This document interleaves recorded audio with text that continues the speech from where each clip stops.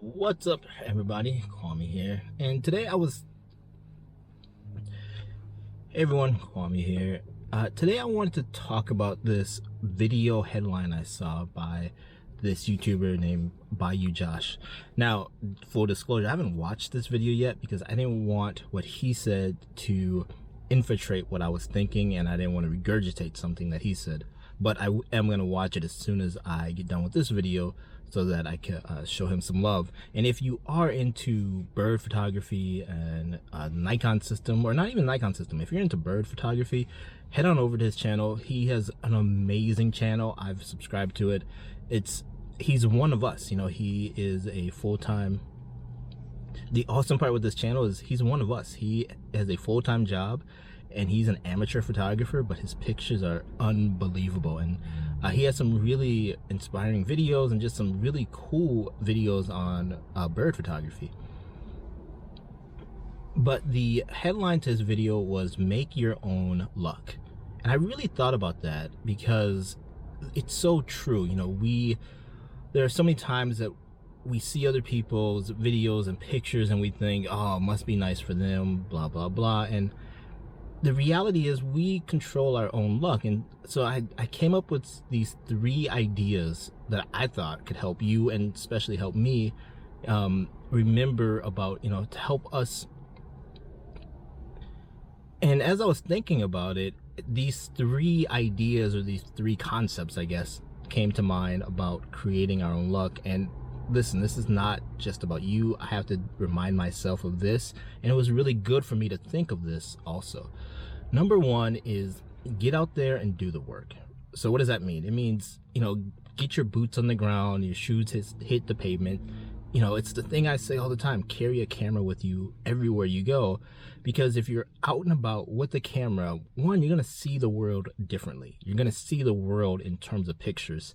And 2, when things that are incredible are happening in front of you, you have your camera and you can take that picture. There's a picture here of this coyote that I took running in this field, and it looks amazing. Well, the reality is that coyote was a picture. However, the reality was the reality is that coyote picture was taken at our local state park, Bar Lake, when we lived in Colorado, and we were just out on a walk. I had my camera with me, and this coyote, I guess we got really close to it and it took off running, and it was awesome. Like, I've never seen that before. I've never been that close to a coyote before. And you know, if I didn't have my camera with me, if we didn't go for a walk that day, even though we've been in the state park thousands of times, hundreds of times, you know, if I didn't have my camera with me, I wouldn't have gotten that picture. And by putting myself in that situation, by getting out of the house and having my camera with me, I created my own lucky picture. And that is one of my favorite pictures. Is it the sharpest picture in the world? No, but it's a cool picture, and I'm so proud of that picture. And it's something that I want to get printed and hung on our wall once we get a house.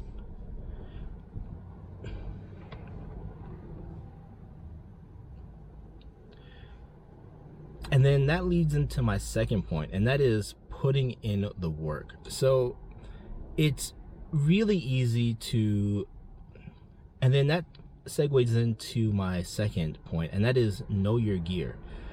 It's really easy to think like, oh, if I had a better camera, I could take this picture. But once you know your gear and it becomes second nature to you, these split seconds that we get that we're capturing, you know, it's 1/100th to 1/60th to 1/500th of a second. Once you know your gear, you're going to be able to dial it in and get the picture that you want. Now, the picture that you're seeing right now is from a waterfall that we so a great example of that is just from this weekend, and as of this recording, just yesterday, we were out on a hike and we came across this waterfall, and it was really cool. And I saw several other photographers taking pictures in the same location, so I decided to get down in the water. Like, I was balancing myself on these rocks. I wish I had a video of that, but I was balancing myself on the rocks. I had my camera ready. I took a couple test shots to, you know, kind of dial in the settings. I knew the look that I wanted. I wanted the water to have to be flowing, and I didn't want to freeze the water, but I wanted it to be moving, but not, you know, a long exposure or anything, because I didn't have a tripod. And I was literally holding my camera in one hand and balancing it on a rock, while I was balancing myself on a rock and holding myself up with my other hand. And I only had a few seconds in between people coming and going to take this picture, but I took a couple quick shots, you know, dialed in the settings I wanted, and then I waited. And then once everyone moved out of the way, I put my camera on burst mode, took a few frames, and literally it was like 5 or 6 frames, and I got this picture that I wanted. But I could do that because I knew my camera, and I knew that it was only possible because I've used my camera now for 2 years, and I've really gotten to know it. You know, when I first for the first year and a half, to be honest, I used the settings that came from the manufacturer. Like, I didn't really set up my camera at all. Like, whatever the manufacturer had, that's what I was using.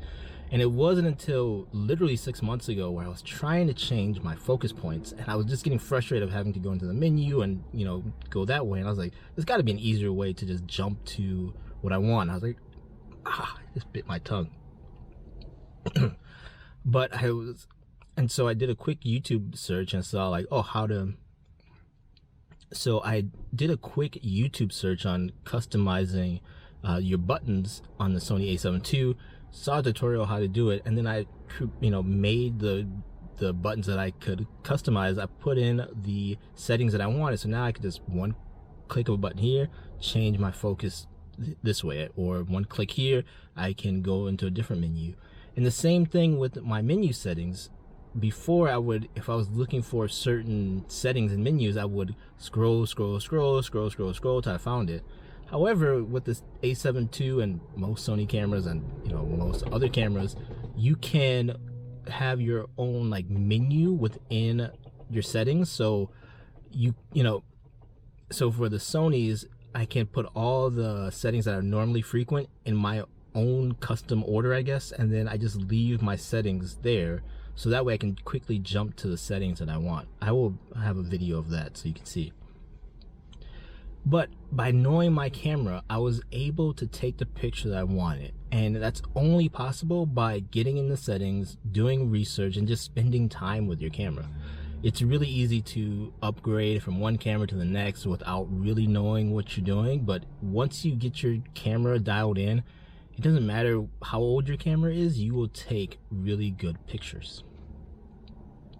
And then the third thing is to, and then the third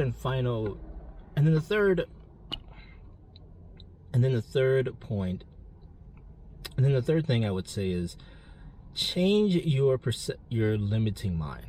And that's a big one for me. And this was something that I've had to do quite a few times, and that is, you know, you're watching someone's YouTube video or you're looking at their Instagram feed and you're like, it must be nice for you to have a Leica M9. It must be nice to have the new Leica M11 or this new Sony camera, or to be able to go to this location. And those thoughts and comments are just not good. Like, you're not going to get better by sitting behind a computer or on your phone, scrolling through Instagram, scrolling through YouTube, and being jealous of other people. Like, it's not about jealousy. It's, you know, you got to just get out there and get inspired by people and get inspired by your local. Those thoughts are just limiting you in your creativity. And it doesn't matter if you're a photographer or a writer or dancer, whatever, you know, whatever creative endeavor you're doing, you got to get out there and just do the work and not have a limiting mindset. Because no matter what camera you have right now, I guarantee you, even your phone was better than the camera that someone like, I guarantee you,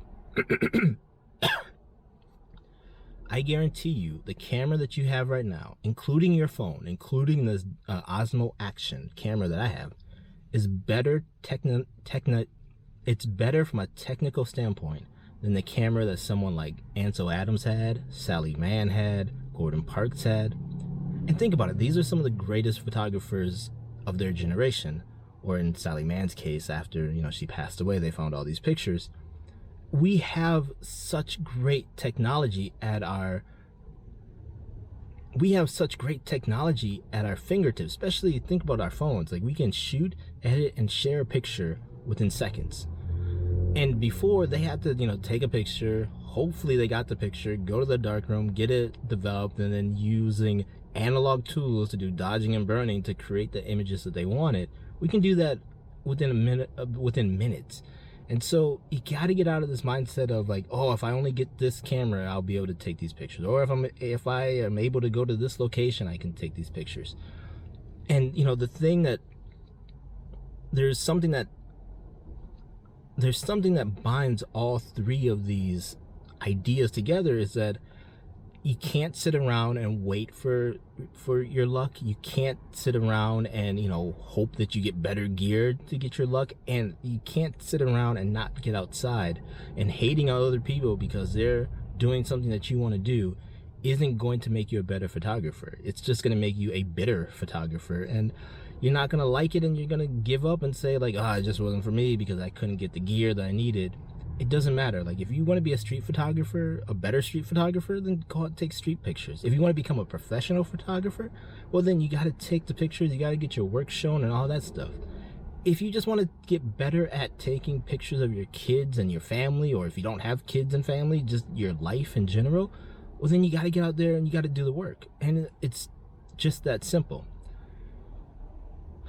So hopefully those three things will help you out. Again, go check out his video. I'm gonna go watch it right after this because it was a really good title, and it really got me thinking about this idea, you know, getting out of our own way, creating our own luck, and creating the pictures that we want to create. Because at the end of the day, we're only, you know, photography is very subjective, and it really comes down to what you like and what you want. And at the end of the day, you know, we're only taking pictures for ourselves. You know, most of us aren't gonna become famous photographers with this huge Instagram following and, you know, flying all over the world. If that's what you want, then go for it. Like, I'm there for you. But if you just want to, if you're like me and you just want to get better at your craft and you want to take pictures of your kid as he grows, or just your life, you know, from your day-to-day travels, then you got to get out there and do the work. All right, well, I will see you guys in the next video. And as I said before, I will have a link down below to his channel and that video. Please go check it out. I will see you guys in the next video. Talk to you later. Bye bye.